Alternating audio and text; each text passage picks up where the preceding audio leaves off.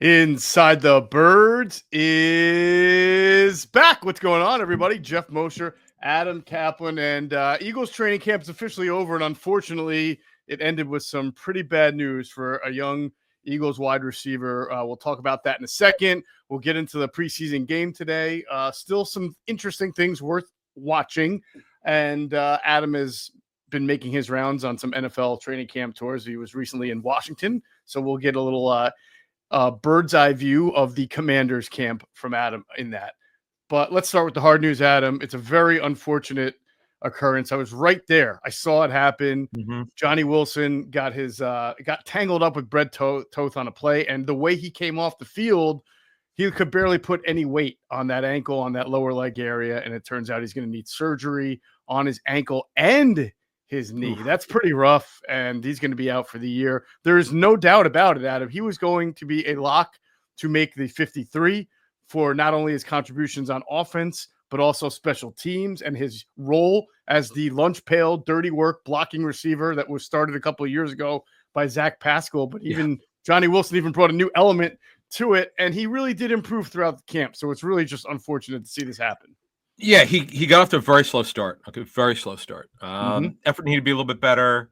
We talked about that play where he needed to fight through the contact and go get the ball when he's got 8-9 inches on a defender, or excuse me, on a DB.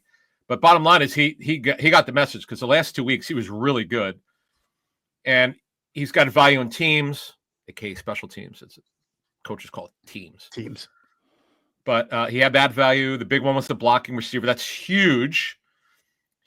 And that's, the thing is, since he started applying himself, because we didn't see it last year because they just didn't trust him, but they started trusting him inside in red zone situations in training camp of late, and they're not going to have that because you can't teach size. He's a big dude. He is a big dude. He's unique. I mean, 6'6". We talk about the challenges that present someone who's 6'6" as far as being an outside receiver and starting to separate, or being an inside receiver and having the hip fluidity to run two-way go. So he was always a little bit of a player without a position, but the Eagles did such a good job of figuring out how to use him. I mentioned the Zach Pascal dirty work role that Johnny Wilson had last year, and he did a pretty good job of it. I forget exactly. I'll give you a second. His snap counts was 369 snaps, 34% of the offense, which isn't insignificant for a rookie. And I tell you why. We'll explain why his role was important.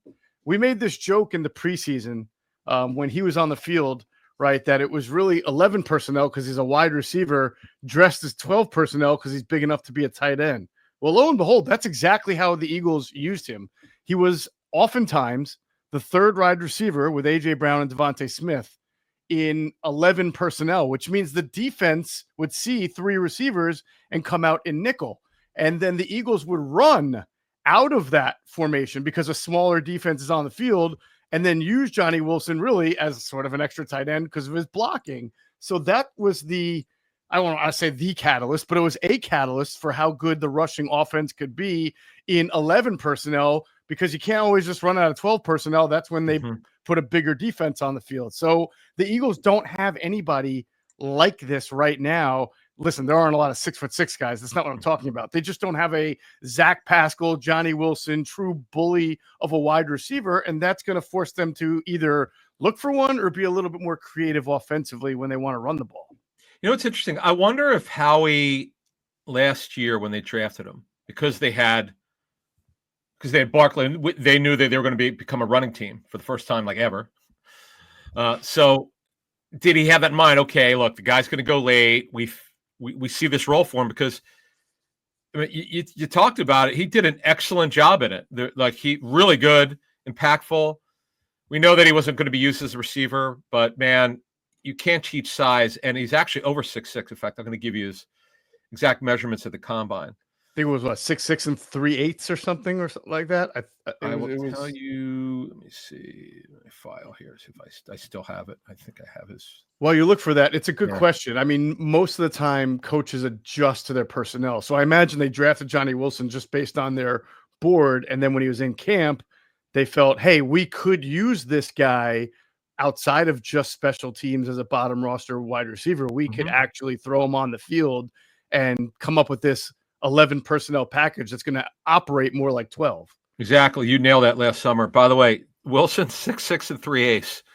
230. I nailed that too. That's what I said. Yeah. It was 231. 35 and 3/8. 35 and 3/8 inch arms. That's left tackle arms. Yeah. Holy smokes. Think about that. You're putting him on the field.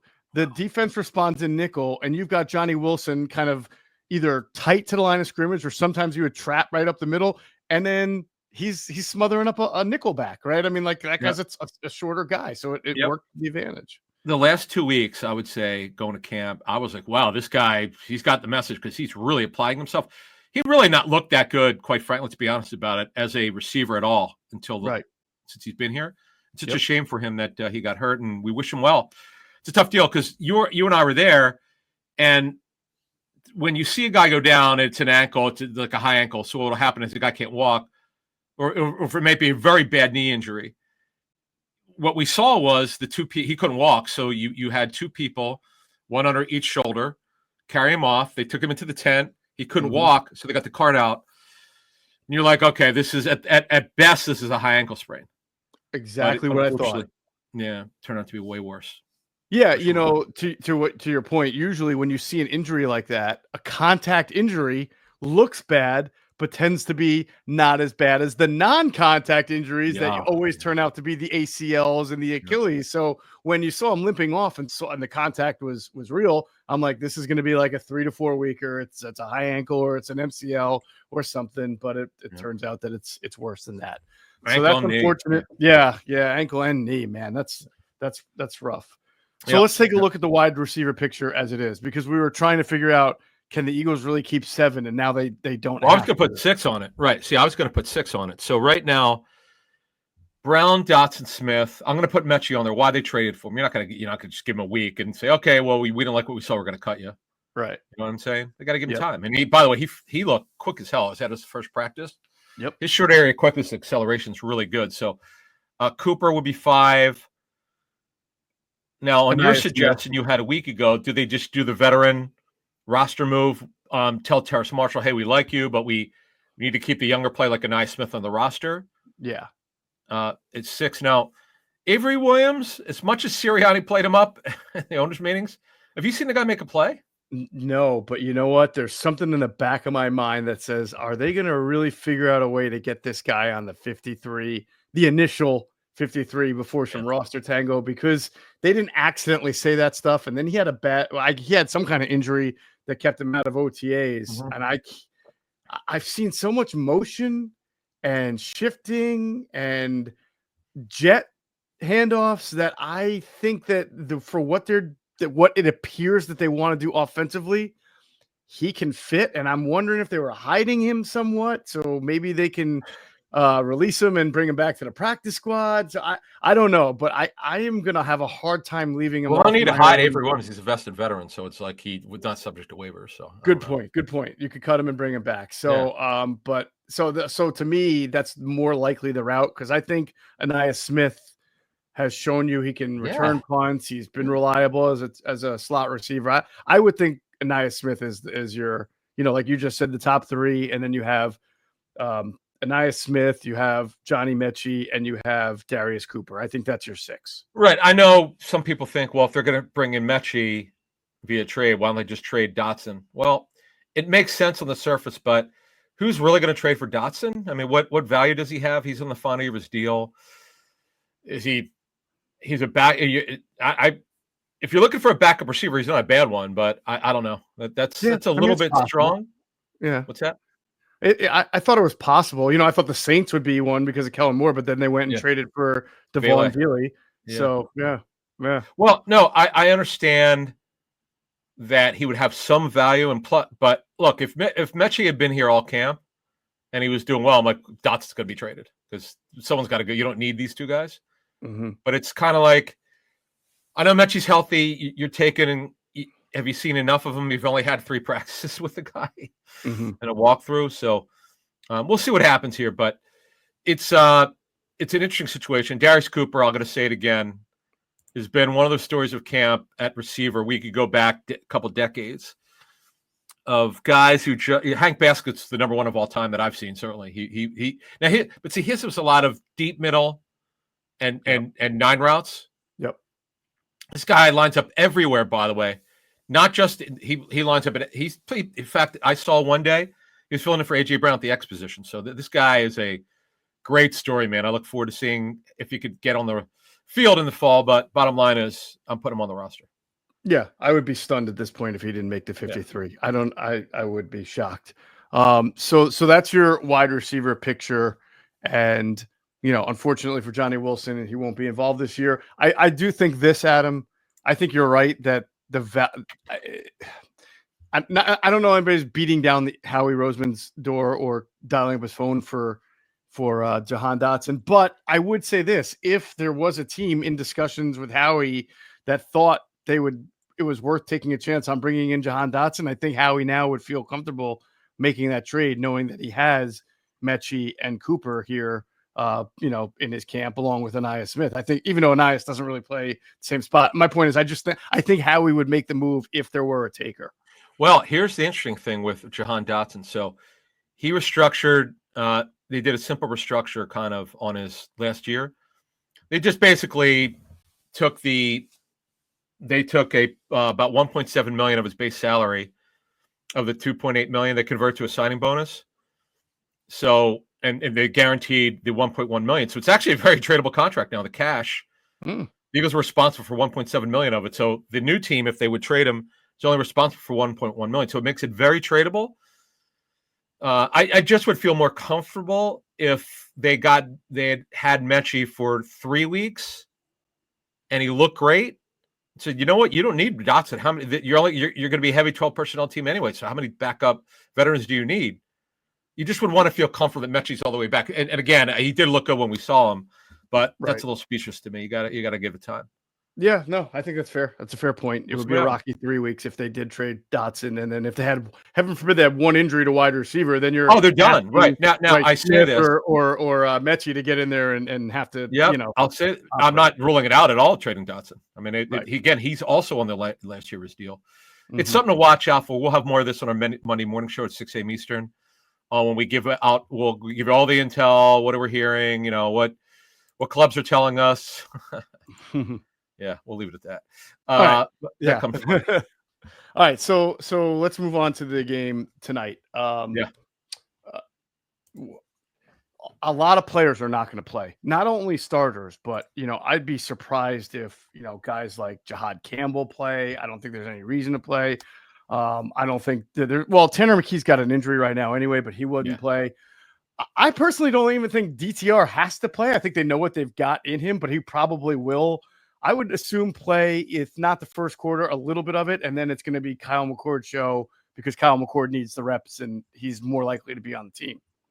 So last year in that awful game against Minnesota, the last game was on that Saturday. It was a terrible game. Here are the players that played. Just to give you an idea on your point, Joe Ngata, Max Sharping, Nick Gates, Dylan McMahon, Brett Toth started at right guard. Kennard started at right tackle, Mr. Preseason. Your boy, Kevin Folsch. Kevin Folsch, I know. The tight end from New Hampshire? Yeah, I don't know. No, Holy Cross. I think it was Holy Cross. I don't know. Maybe I could be wrong. Man, now I got to look. Talk about guys who are no longer on the team. E.J. Jenkins, Paris Campbell gone, Pickett traded, Ty Davis Price gone. So we'll do the offense first. So here's the way I see it. It was New Haven. That's where it was. Oh, New Haven. Wow, geez. I was in the same I was in the right New England area. Here are the guys who are almost certain to see: Anias Smith, Terrace Marshall, Elijah Cooks, and he's healthy.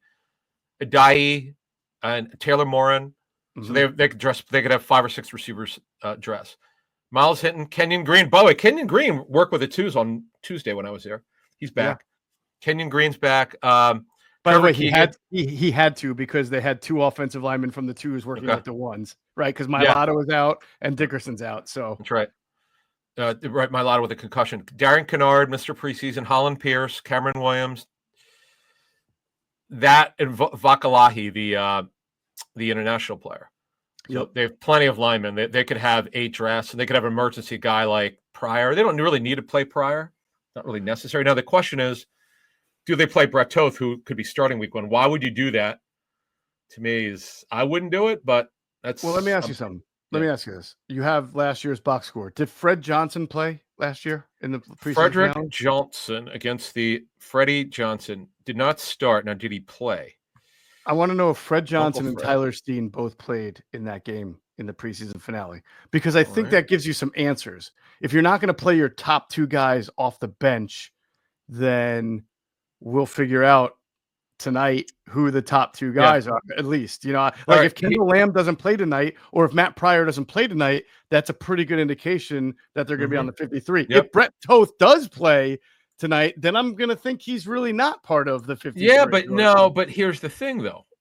Fred Johnson, by the way, did not play last year. I didn't think so.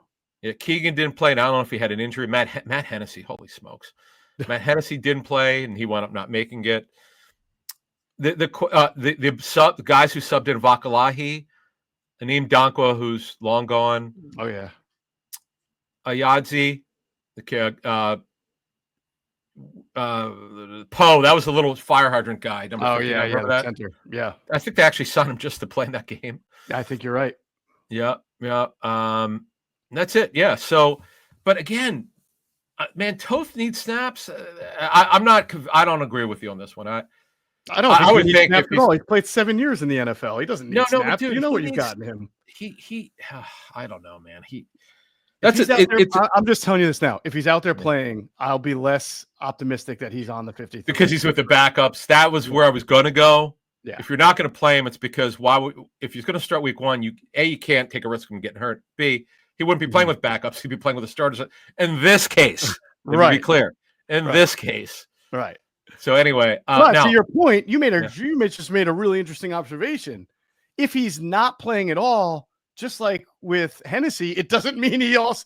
Well, I don't know what Hennessy's situation was. He might have been hurt. I have no idea. Oh, you know what? I think you're right. I think he might have had an injury. That's true. So now we'll get to defense in a minute, but and we gave you the remember I think we gave the Cleveland one last year, the kind of guys who were playing. 2 years ago, they played Bond in the second game. Now, real quick, in the finale, I don't even remember this game. They played the Colts. It was in Philly. I literally do not remember this game. But here is your offensive line. Now, this is who started in 23 in the final game. Speaking of Tyler Steen, he started at right guard. Right. The soon-to-be retired Dennis Kelly started at right tackle. Josh Andrews started at center. It's the soon-to-be retired Josh. It's crazy. Right. And a guy who was just waived injured by Washington, Julian Good-Jones, was the left guard, and Fred Johnson was the left tackle.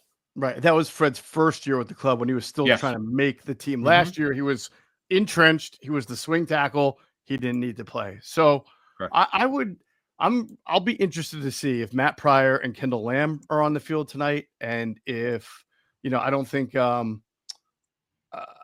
obviously Drew Kendall will play, Hinton will play. To me, it's just about whether Toth, Lamb, and Pryor play and what that means. And Jenkins, Muse, Latu, McCord, DTR, Keelan Robinson, I mentioned, Montreal Johnson, man, it's too bad he got hurt. Now he's back. He was back been back for over a week. But he looked so good before he got hurt. Like the first week was kind of quiet. Then he really took off. That would be it for offense. All right, cool. That's good stuff. By the way, DTR is going to be an interesting conversation only because he has not played well in the games. He's had some better practices. But if you don't keep DTR and you only go with 3 quarterbacks, who is your scout team quarterback when you have to prepare for Jaden Daniels? He'd be a great one, I know, but you're not going to keep him on your roster to do that. And no, you keep him on your practice if you can get him back on the practice. If he clear. He's a guy you would waive. Yeah, right. I think offensively, I think Granson's the X factor because he gives him something completely different than Jenkins, Muse, and Latu give you. Yep. I'm putting Granson one way or the other. Granson's going to play for the Eagles this season, whether it's the roster tango, which we came up with that term, I don't know, 7 or 8 years ago. It still applies, man. Howie's great at it. He's got great relationships with agents. He's a vested veteran. Contract would have to be terminated if they cut him. Whereas Jenkins, go ahead. Do you think the Bryant trade, and Bryant could block a little bit, makes it almost way better than Granson? Yeah. Yeah. So do you think that makes it almost more viable for Jenkins to make the 53 over Granson because you really have two pass catchers in Goddard and Calcaterra? Yes. That's because to me, that's a conversation with his agent where you have. I don't know who his agent is, but Howie's got to have a good enough relationship with the agent because they've spent a lot of time with EJ Jenkins, converting from receiver. He's a huge target. He's really remember the Jets cut him, and this is his third year with the Eagles. He's come a long way. Can't teach size. There's something here with this kid. Remember is when Tyree Jackson was going to be that guy, and he had the ACL injury. That was another one of those tall former receiver. Well, he was a former quarterback, but EJ Jenkins is a former receiver. Yeah, this guy's worth developing. So I'm with you there. I would keep Jenkins, and Granson would do the veteran cut, bring him back to practice squad, and figure it out. All right, let's switch over to defense. Defense. I don't think the only linebackers that I think are going to wind up playing are Smile Mondin, the kid that they just signed, Chance Campbell. He's definitely playing. Yeah, he was signed to play because you're not going to see Bowen, you're not going to see JihaadCampbell, and I don't think you're going to see Jeremiah Trotter Jr. either. Don't need to. No. It'll be a small surprise. Yeah, it's going to be Gant, Mondin, Chance Campbell, who played for Bobby King for 2 years with the Titans. So that's obviously a big reason why he's there. And Lance Dixon. So yeah, that's it. D-line wise, you got Sykes, Rogers. They just signed Joe Evans, your guy. I'm gonna throw this out to you. Okay. Throw this out to you. You might think I'm crazy. Do they rest Gabe Hall? Yeah. Oh, yeah. Because Moro Ojomo didn't play last year, right? And he was the fourth DT, the fifth DT. Speaking of that, I have it open. Let me see. Moro Ojomo. No, he did start the third preseason game. Wow, he played, man. Yeah, well, you know what? Remember, they didn't have the depth last year, right? Because they had Gabe Young, and he was new to the team. They had Hall. Gabe Hall, you mean? Yeah. Booker. I'm sorry. Yeah. Byron Young, Gabe Hall, Booker. I think you can't just play with 3 DT, right? So here's who played. Here's who played. They started with 2 D tackles and 2 edges. It was Tui Pelotu and Ojomo. NolanSmith, because he just had a bad preseason and training camp. He played. Remember how we were like, oh my God. Remember when he played against this game, we were like, what? Yeah. He had to because he just hadn't played well. Our guy, Patrick Johnson, the backers were Burks and Trotter. The corners were Josh Jobe, Eli Ricks. DeJean played as a nickel. Andre Sam and McCullum were the safeties. Now, the subs, by the way, on your point, Gabe Hall and PJ Mustipher. Oh, yeah. So you probably need 5 to get through a preseason game. So that's what they You got to think Sykes will play, Evans will play. You got to get the rookie in there a little bit, right? Ty Robinson? Yeah, he's playing. Yeah, no question. He'll play. Byron Young will play. That's 4. Yeah, I could see Hall playing like a quarter. I think that's if not, I to me right now he has better versatility than Robinson. Gabe Hall does. They've seen enough. They know he could play. Like he's made a big jump, like really, really big jump. So, actually, the Young, Sykes, Rogers, and Evans, and Robinson. You don't need 6. They could go away with 5 now. Right, 5. I think they do 5. Yeah. Let's go to edges. The edges. I mean, I don't think any of the top 4. I say that, but here's the observation I've made on Josh Uche. Greg Cosell said there's something in him.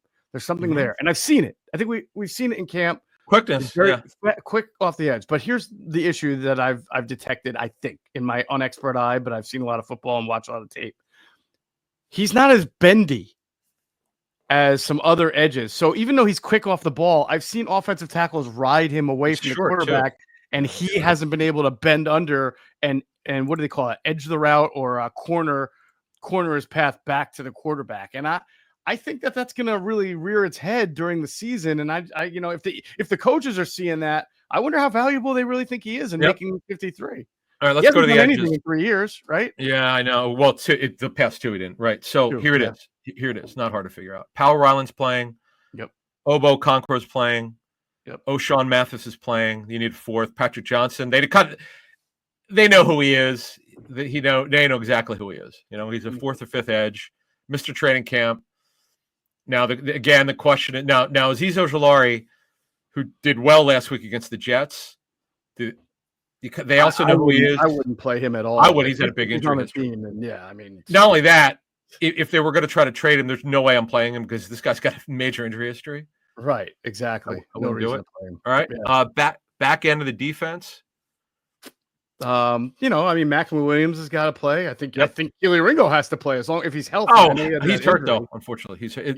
Well, I didn't know if it was a major thing or a minor thing. No, but whatever. If he's healthy enough to play, he's playing. Obviously, Yep. he has to play. He needs every. Jacorian Bennett should start.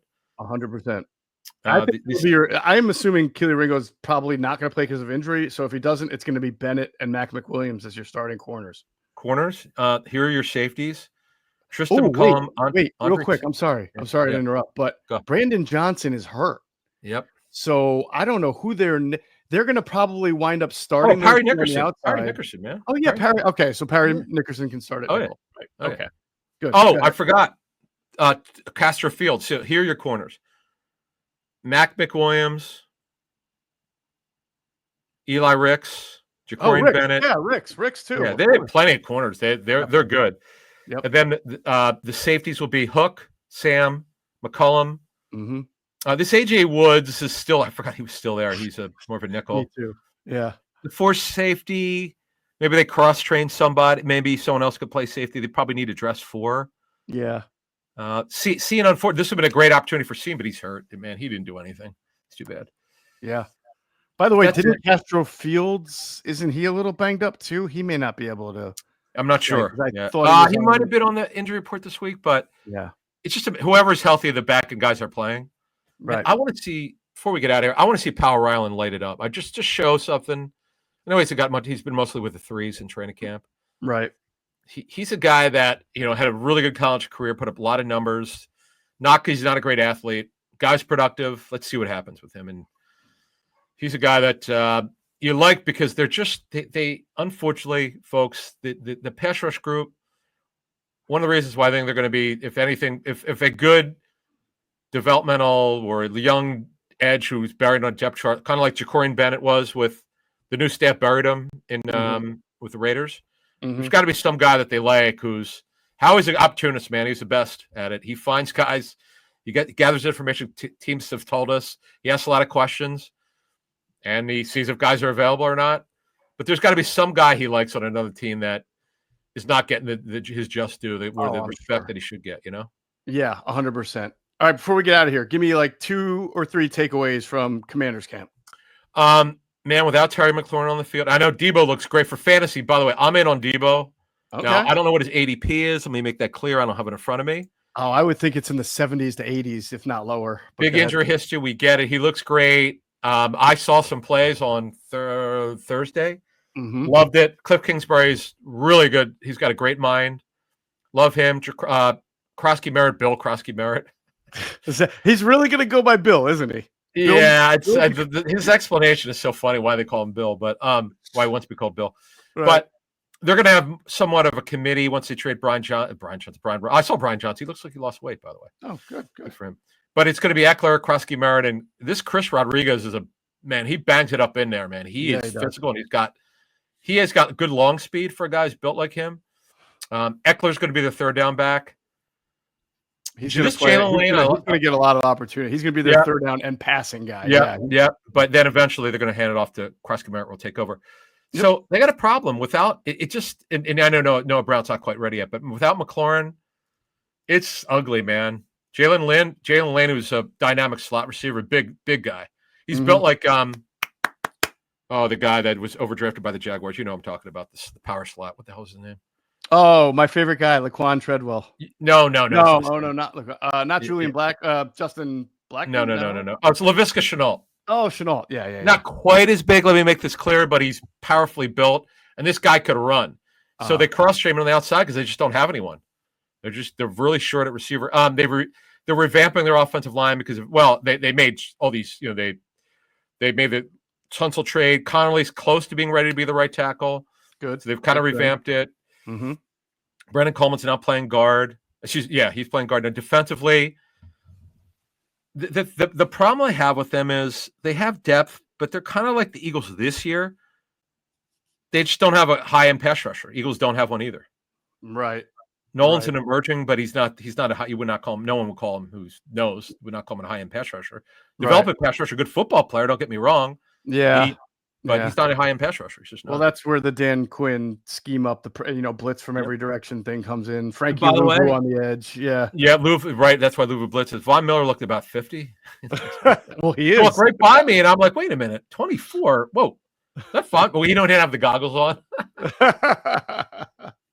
Their secondary is going to be good, man. Whoo, if by a miracle Marshawn Lattimore plays 16 out of 70 games, I could tell you this, leaving their camp on Thursday, I'm having a hard time picking the division winner, Eagles Commandos. Both teams have their issues. In terms of rosters, both teams have some weaknesses. I think they're really even, to be honest with you. Awesome. I like it. All right. Good synopsis. We'll keep doing this as you keep going to camp. So that's going to do it for this episode of Inside the Birds, the leading podcast in Eagles Intel. As always, we thank you for flying with us inside the birds.